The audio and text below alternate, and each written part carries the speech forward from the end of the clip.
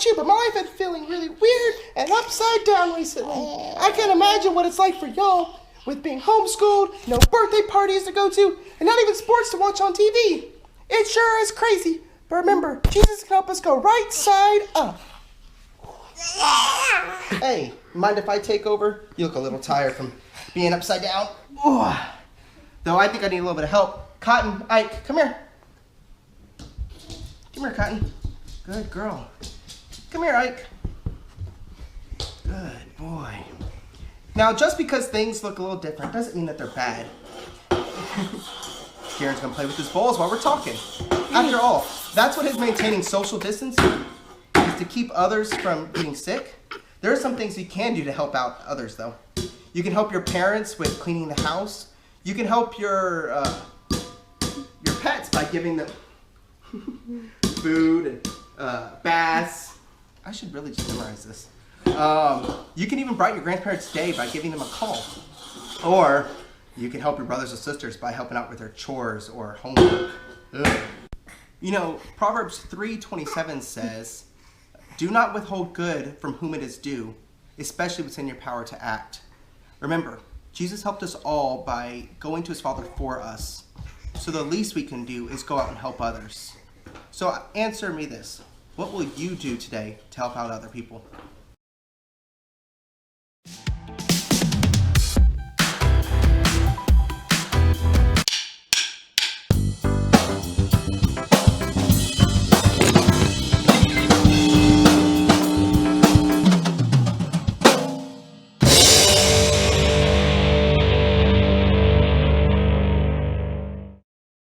What's it like to feel humbled? Oh, that's not a word we use every day, but it's humbling when you receive a gift you didn't expect. It's humbling when someone says you don't have to pay even though you messed up. It's humbling when your dad takes an entire day off of work just to spend it with you. It's humbling when you see an incredible sunset and realize that God handcrafted it with you in mind. Wow. Being humbled makes you feel small in a good way. It makes you feel grateful. When someone chooses to put you first like that, it can make your day. So why not do that for the people around you? You can choose to give up what you think you deserve to put others first. Let your sister pick the family movie even though it's your turn. Skip the pool party so you can hang out with your friend who broke his leg and can't go. Use some of your birthday money to help a family who doesn't have enough to eat. True humility is thinking of yourself less and others more. When you live your life with humility, you bring praise to God. You lift him high because others can see God at work in you. That's why humility is an amazing way to worship God with your life. Because worship is about more than just singing loud. It's all about living loud.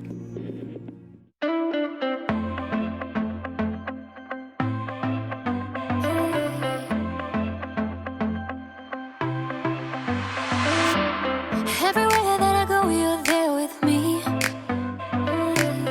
Even in the night when I cannot see, I know you're by my side and I will be just fine. Oh God, you're always good to me. I wanna say thank you.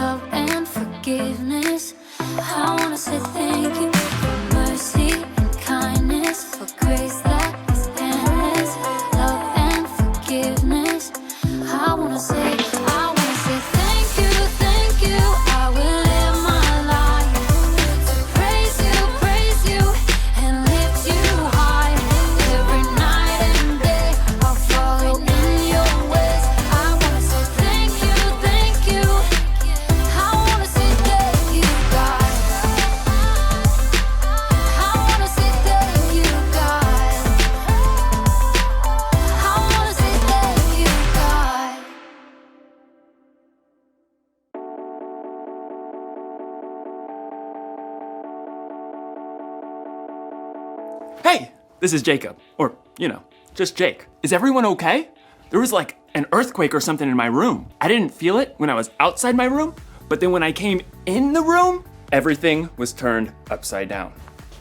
My table, my bed, also known as my couch, my Ferrari, my sculpture. That's better. I don't know how this could have. Wait a second. Is there such a thing as roomquake? Yeah, that must be it. Anyway, I'm supposed to talk to you today about something called humility. Humility is putting others first by giving up what you think you deserve. So that means like doing stuff for others, I guess? Like my friend Chris. He's really good at humility. I mean, he humiliates me like all the time. Am I saying that right? Humiliate. Humiliate. He shows humility to me. He's super busy, but he always takes the time to put me first by playing his April Fool's surprises on me. Like the time he put my keys in Jell-O. Or the time he made me a tray of brownies.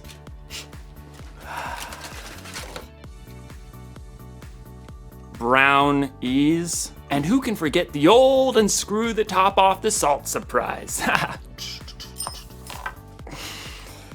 Chris is a funny guy. Hey, you know what I think? And this is just between you and me. Chris is the one who turned all my stuff upside down. It wasn't a roomquake after all. This must have taken a really long time. I mean, he turned all my stuff upside down. I do need to call my mom. This must have taken a lot of work. I'm not sure that it's fair that Chris keeps playing all these April Fool's month surprises on me, and I haven't even got him once. I don't deserve this. What I deserve is to get him back. Was that my toaster? The story today is about Jesus when he prayed in the garden while his friends couldn't even stay awake to keep watch. Jesus didn't deserve that. I wonder what he did about it. Stay tuned. I'm gonna come up with a way to turn the tables on Chris. Chris is gonna notice when he goes in his room the tables aren't the way he remembered them. I'm gonna get the revenge I deserve. I'm gonna get the revenge I deserve, is what I'm trying to say. Yeah, okay. The Bible. It's 66 books of history, stories, letters, and poetry that fit together to form God's one big story. The epic adventure of how he created us and loves us so much that he made a way to rescue us. As we travel through the Bible, from Genesis to Revelation, we discover people who met God and found their lives changed forever. And now for an amazing story, inspired by the book of Matthew, chapter 26, verses 36 through 56. For months, the Jewish religious leaders had been plotting to silence Jesus. He called us pretenders, snakes! On the Sunday before Passover, Jesus entered Jerusalem to great cheers from the crowds. Blessed is the one who comes in the name of the Lord! But even as the crowd swarmed in to see what Jesus would do and say, one of Jesus' closest followers, Judas, went to the religious leaders with a very sneaky plan. What are you willing to give me if I deliver him over to you? How about a cool 30 pieces of silver? Jesus knew these plans, but he also knew that his mission was to face those who hated him and let them take him without defending himself. He prepared his closest friends for this during a Passover meal, and then afterwards led them out of the city toward the Mount of Olives. Judas had already left them. In a little while, you will no longer see me. Then after a little while, you will see me. I came from the Father and entered the world. Now I am leaving the world and going back to the Father. The air cooled as the evening darkened. This very night, you will all turn away because of me. Peter, the most outspoken of Jesus' friends, quickened his step and tightened his hand on the sword he was carrying. All the others may turn away because of you, but I never will. What I'm about to tell you is true. It will happen tonight. Before the rooster crows, you will say 3 times that you don't know me. I may have to die with you, but I will never say I don't know you. Me too. Same! By the time Jesus and his friends reached the Garden of Gethsemane, they were exhausted. Sit here while I go over there and pray. As the other disciples settled in on the cold, rough ground, Jesus took Peter, James, and John along with him to a grove of ancient olive trees. The weight of what was coming pressed down on him. My soul is very sad. I feel close to death. Stay here. Keep watch with me. We're here for you. We got this. Prayers. The three friends found seats among the knotted tree roots, and Jesus went on a little further. Then suddenly, he fell down on the ground, face first into the dirt. Words poured out from deep inside. My Father, if it is possible, take this cup of suffering away from me. But let what you want be done, not what I want. After a short time, Jesus returned to his friends. They had all fallen into restless sleep. Jesus touched Peter's arm.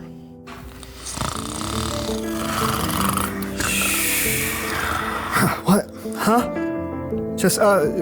We're just praying. Couldn't you men keep watch with me for 1 hour? Watch and pray. Then you won't fall into sin when you are tempted. The spirit is willing, but the body is weak. We'll stay awake this time. Got you covered. Again, Jesus threw himself down to pray. His pain was so deep, blood and sweat beaded on his forehead. My Father, is it possible for this cup to be taken away? But if I must drink it, may what you want be done. Jesus returned to his friends once more, to find them still sleeping. The agony in his spirit forced Jesus to lay his heart out to God once more. He prayed the desperate words again, begging God to take away what was coming, and at the same time, revealing his complete trust in God's plan. Let what you want be done, not what I want. At last, Jesus knew the time had come. He returned to find Peter, James, and John buried deep in sleep. Beyond them, his other followers slept too. Are you still sleeping and resting? The disciples struggled through a fog of sleep, blinking and yawning. Below them, torchlight showed an angry mob climbing up the hill. The men were waving swords and clubs, shouting as they came. Look, the hour has come. The Son of Man is about to be handed over to sinners. Get up, let us go. Here comes the one who is handing me over to them. Jesus' friends staggered to their feet, and Peter clutched his sword. As the mob marched closer, they could see the man in front of the mob. It was their friend Judas. Judas? What are you doing? The mob had been sent by the Jewish religious leaders. Judas had already explained to them that he would greet Jesus with a kiss, so they would know exactly which man to arrest. Greetings, teacher. Judas ignored the other disciples and went directly to Jesus, kissing him on the cheek in greeting. Jesus drew back and looked Judas directly in the face. Friend, do what you came to do. The mob surged forward as the disciples just stood there, frozen and confused. As men grabbed Jesus, Peter suddenly sprang to life, awkwardly drawing his sword. Should we use our swords? Peter didn't wait for an answer, but he struck out wildly. His blade sliced right through the ear of the high priest's servant. Oh! Stop this! Jesus touched the servant's ear. Immediately, he was healed. Put your sword back in its place. Do you think I can't ask my Father for help? He would send an army of more than 70,000 angels right away. But then how would the scriptures come true? They say it must happen in this way. Jesus turned back to the mob and the men who held him. They hovered there, uncertain, in the flickering light of their torches. Am I leading a band of armed men against you? Do you have to come out with swords and clubs to capture me? Every day I sat in the temple courtyard teaching, and you didn't arrest me. But all this has happened so that the words of the prophets would come true. No one could respond to Jesus. Instead, they arrested him and led him away. And his friends who said they'd be with him through anything ran away. Jesus made the choice that would bring life to everyone, but that would cost him everything.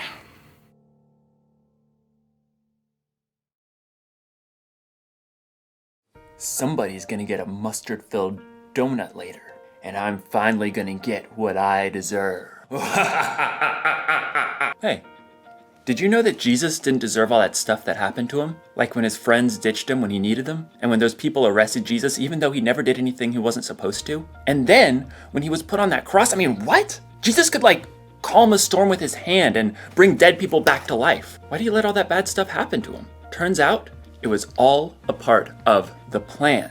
When God created the world a whole bunch of years ago, he knew people were gonna need help if they were gonna have a relationship with him. So, he told people he was sending someone who would have to pay for all the stuff they did wrong. And that someone was Jesus. But it's not like Jesus wanted to go through all that bad stuff. In the garden, he was like, God, any chance there's a different way to save the world and stuff? But then Jesus was like, it's not about what I want, God, because what you want is better. So, what did Jesus do to his friends in the garden who let him down? He put them first. And what did Jesus do to those people who arrested him for no reason? He put them first. And what did Jesus do for you, me, and the whole world? He put us first. It's kind of an upside down way of doing things. Putting somebody else first for no reason when they don't earn it or when they may not even deserve it. I bet we can put people first like Jesus did. You know, we could let someone else pick what restaurant to go to or what video game to play. We could give up our place in line sometimes. Or when someone surprises us by turning our room upside down, we could choose to not get even. So, here's the one thing I learned today. Put others first. It's not about what we deserve. It's not about what we want. What God wants is better. So, April Fool's month or not, I'm gonna put people first.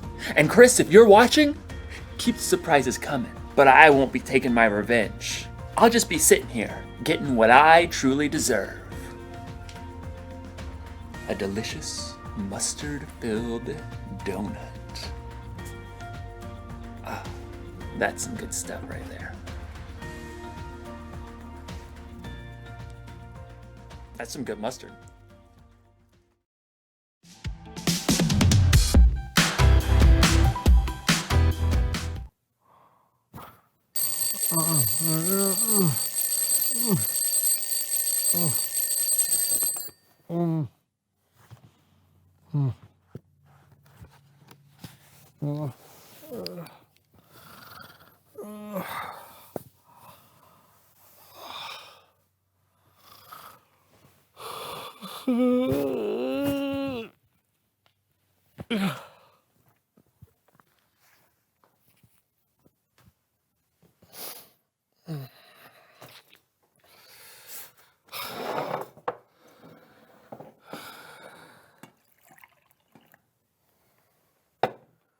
Thank you. Yep.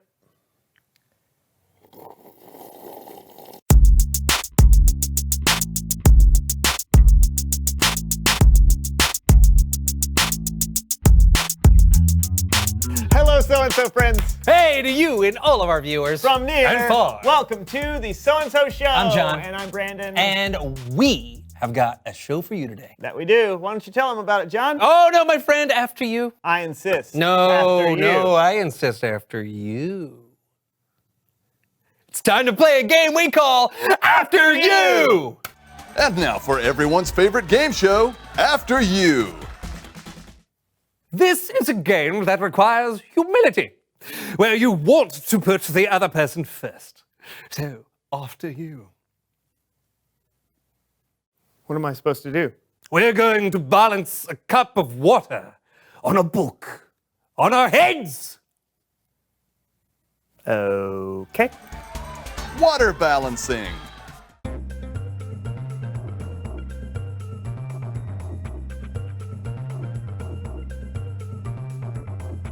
After you! Yes! Holding your breath in a bucket of water.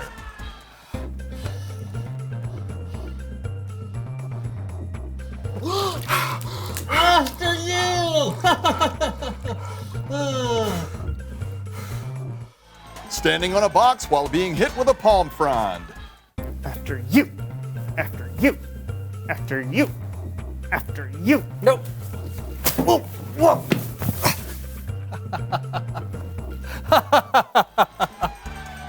Keeping a grape in your mouth. What does it have to do with humility? What? I said, what does this have to...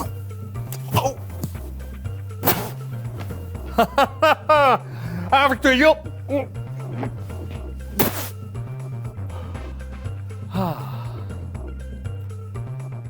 Thanks for playing After You. What a great game. Was it? Yeah, I'm so much more humble than you. I put you first every time. You did not put me first. Sure I did. No, you did not. Sure I did.